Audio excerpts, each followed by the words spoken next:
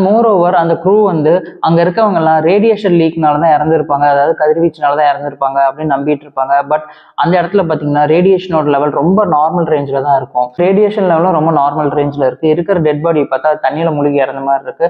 நிலாவில் தண்ணியில மூழ்கி இறங்குறதுக்கான சாத்தியக்கூறுகள் ரொம்ப கம்மி. ஸோ அப்படி இருக்கும்போது இங்க என்ன நடந்திருக்கு அப்படின்னு தெரிஞ்சுக்க இந்த பாடி அட்டாப்சி பண்ணணும் அப்படின்னு டாக்டர் சாங், அதாவது நம்ம ஆஸ்ட்ரோபயாலஜிஸ்ட் ஃபீமேல் லீட் சொல்லுவாங்க. பட் அதுக்கு அந்த மிஷனோட கேப்டன் வந்து அது நம்ம வேலை இல்லை, இங்க என்ன நடந்துச்சுன்னு இன்வெஸ்டிகேட் பண்றது, நம்ம வந்து சாம்பிள் ரிட்ரீவ் பண்ணிட்டு போறதுக்கு அந்த சாம்பிள்ஸை ரிட்ரீவ் பண்றது தான் நம்மளோட மிஷன். அதை எடுத்து நம்ம பூமிக்கு போற வேலையை பார்ப்போம்னா அவர் அட்டாப்சிக்கு பர்மிஷன் கொடுக்க மாட்டாரு. ஸோ ஒரு வழியாக ஸ்டேஷனோட பவர் சப்ளை ரீஸ்டோர் பண்ணிடுவாங்க. ரீஸ்டோர் பண்ணதுக்கப்புறம் இவங்க 3 டீமாக பிரிவாங்க. பிகாஸ் 3 ஸ்டோரேஜில் அந்த சாம்பிள்ஸ் இருக்குது அப்படின்னு அவங்களுக்கு இன்ஃபோ ஆல்ரெடி இருக்கும். ஸோ ஒவ்வொரு டீமும் ஒவ்வொரு ஸ்டோரேஜுக்கு போவாங்க. ஸோ ஃபர்ஸ்ட் டைமில் பார்த்தீங்கன்னா மிஷனோட கேப்டன் ஹான் அண்ட் டாக்டர் போவாங்க.